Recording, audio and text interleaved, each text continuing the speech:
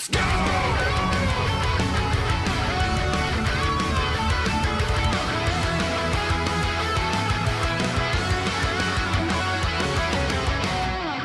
Of all the things that were being shown on IGN, this is the one that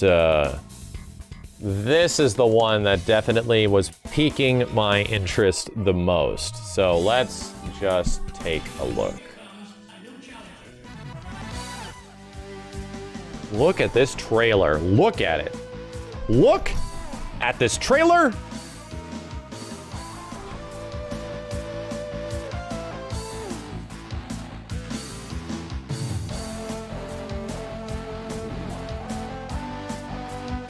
Oh my god. Oh my god. There's two separate cabinets.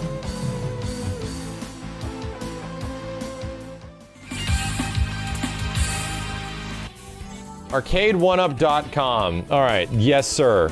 Yes sir, I will, sir.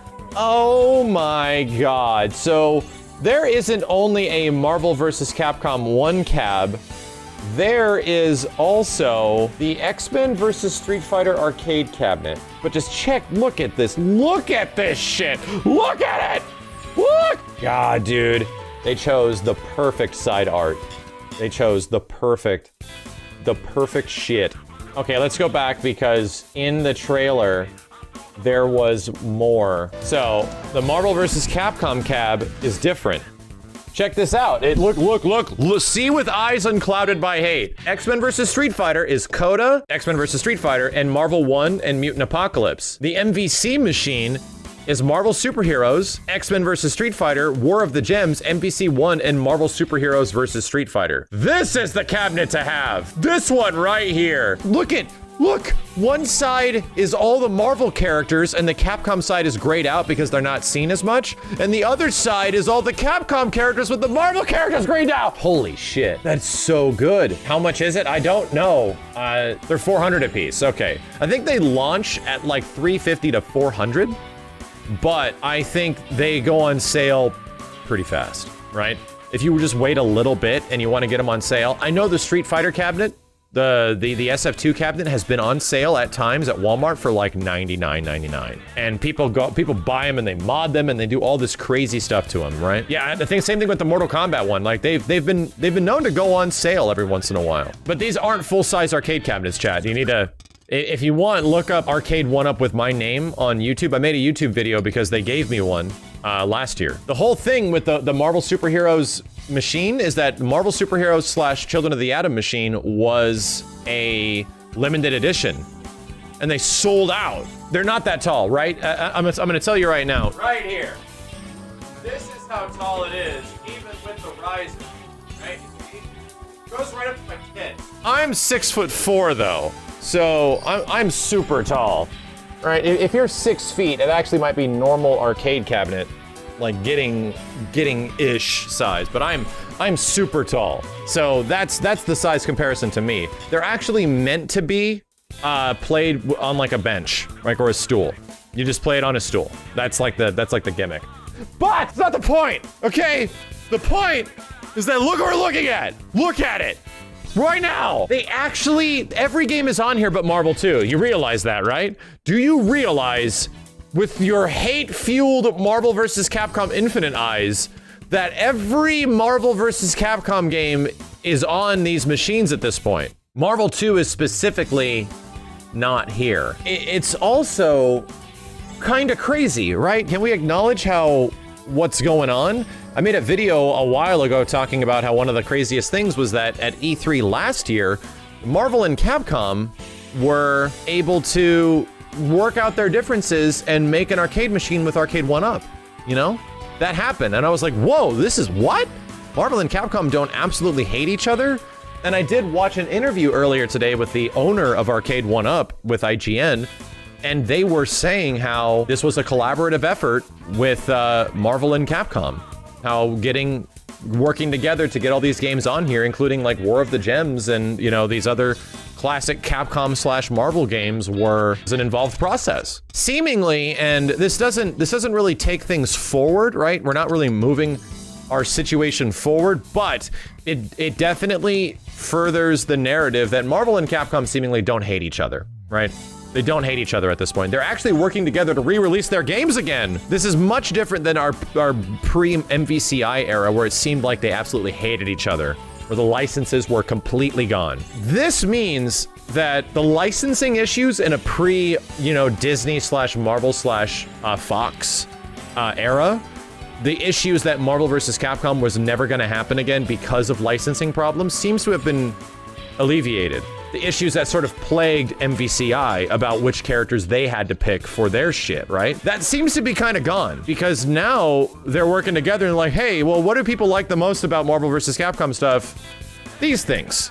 Here you go. And this is the 20th anniversary of Marvel 2. Double decade anniversary of Marvel 2. Very interesting. Why wouldn't they do MVC2? Like, yeah, would they never do MVC2? I think that's an eventuality now. I don't think Marvel 2 existing in some way, whether or not it's an HD release, right? Or a collection, I don't know, right? I can't say.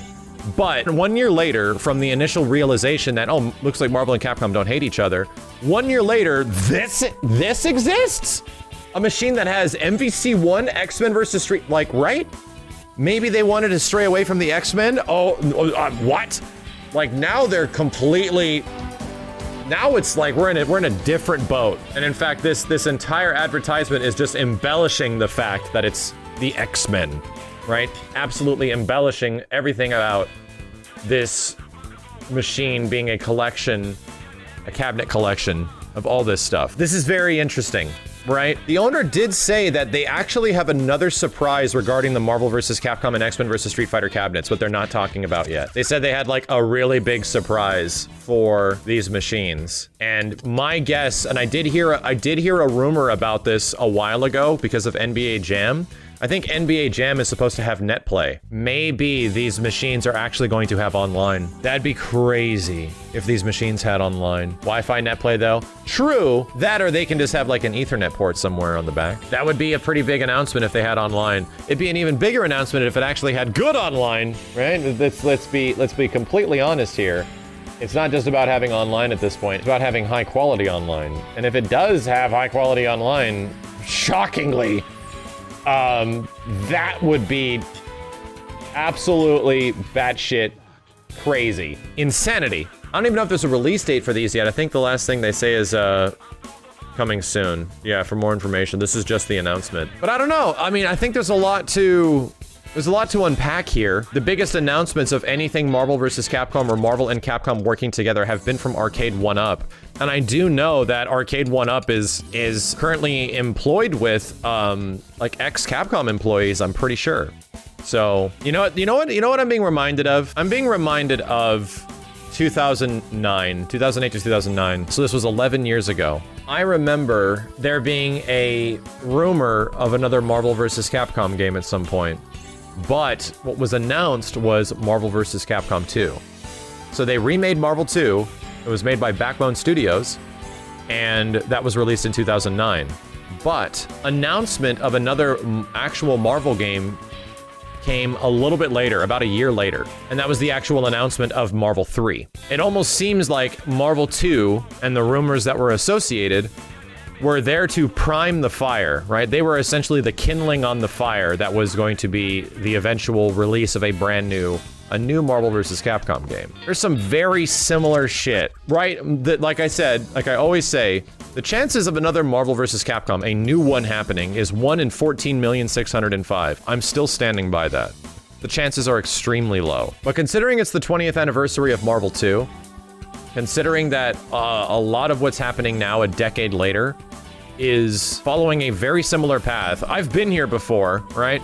I was the biggest Marvel vs. Capcom fan, and that shit was dead for 10 years. I can't help but point out the similarities that there is a resurgence of awareness for MVC in some way. There seems to be from what's happening at EVO to this, to being the 20th anniversary of Marvel 2, there seems to be a very minor awareness that is different than usual. And to me, I wanted this awareness to exist back in 2018 when I wanted MVCI to actually get updated and changed, but it never happened. But I couldn't lie to myself and be like, I hope it's gonna happen, and it just never not anything to everything that I was hearing and everything that was being said was that MVCI was dead and done. Get the fuck, go away, right? But I don't know. I truly feel, and we were talking about this the other night, the way that you would bring back Marvel vs. Capcom is to remind people of the games that they loved, to bank on nostalgia. And the way you bank on nostalgia, right there, okay, right there. And the other way you bank on nostalgia again is if there's an eventual console release of some kind for maybe something Marvel related. We'll see. The thing is, that hasn't happened yet, right? This is one step. Actually, this is the second step. The first step was the Marvel Superheroes machine, the one that I just showed you. That even existing was like, huh, this is weird. And now this is another huge step. This is now X-Men versus Street Fighter. This game historically, let me tell you a little story. This game historically has been unable to be released since its initial console release back on the PlayStation 1 and Sega Saturn. Unable to be released. Has never existed outside of arcades, PS1, and Sega Saturn. The reason why Iron Galaxy wanted to put this game in the Marvel vs. Capcom collection, but ultimately they had to choose against it, was because of the issues with the X-Men. Fox, at the time, holding the rights to X-Men. That was a very, very, very hot topic when this shit was happening. So they instead opted for Marvel 1, which had X-Men in it, but the thing is the licensing around the logo, like all that shit, that's different. Like that, we're talking different things. This is the first time X-Men versus Street Fighter specifically has come back in some way since the mid-90s. And that's actually due to legal reasons. The Fox and Sony and Disney wars, like all that shit, is now in a much different situation than MVCI even was when it launched, which is the whole reason why MVCI did not have X-Men characters. Long story short, all I'm saying is that this happening is kind of a big deal. In my eyes, and as someone that's been following the history of the Versus series since the mid-90s, this is a big deal. X-Men vs. Street Fighter was a problem game. And now it's back in some way. And it's back with Capcom and Marvel's logo right next to each other. I'm really trying not to get excited. I don't know if you guys can hear it in my voice, but I'm like, I want to get really excited about what's happening, and I think this is super cool. I think this is actually awesome. I never thought this could happen. I would like to think that the next step is a Marvel vs. Capcom actual collection. I don't know how much this steps on those toes though, you know? How much do these machines and their existence step on the toes of a potential Marvel vs. Capcom collection existing? Why would they also release a console version that had the games on them too? Doesn't that sort of step on each other's toes a little bit? You know? I don't know. As someone that's been keeping up with the history of these companies and the relationship that they have, and why do I know so much about this? This is literally my favorite shit, right? I love Killer Instinct, right? But my favorite game series is Marvel vs. Capcom. The Versus series is my favorite game series of all time.